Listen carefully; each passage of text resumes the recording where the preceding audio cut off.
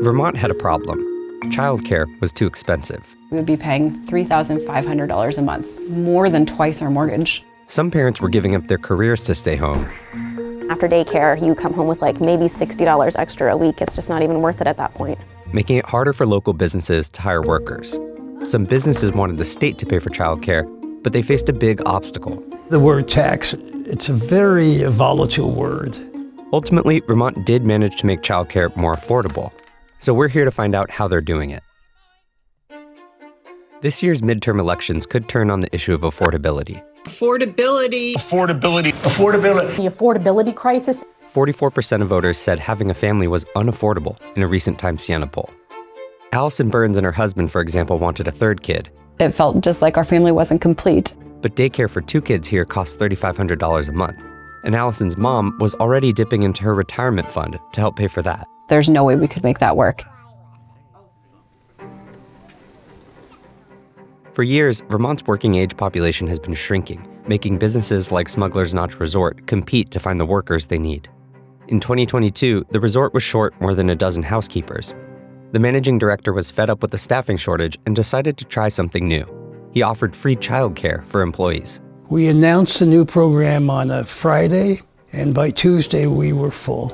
All the jobs had been taken. So we knew we were really onto something.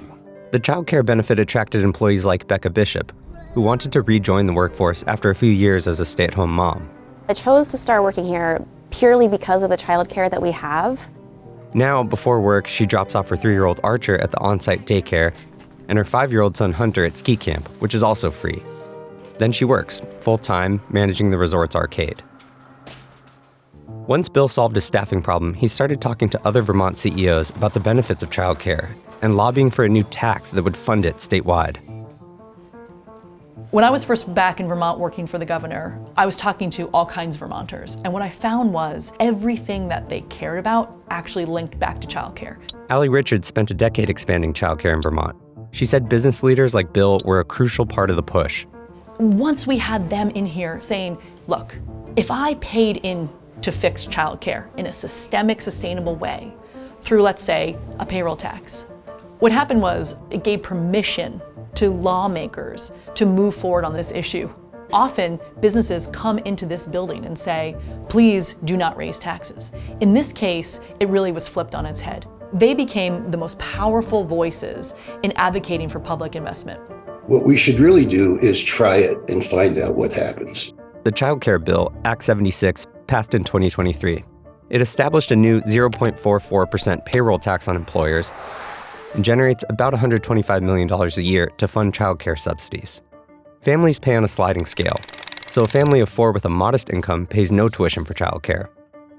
Higher income families pay a copay that's supposed to stay below roughly 10% of their income.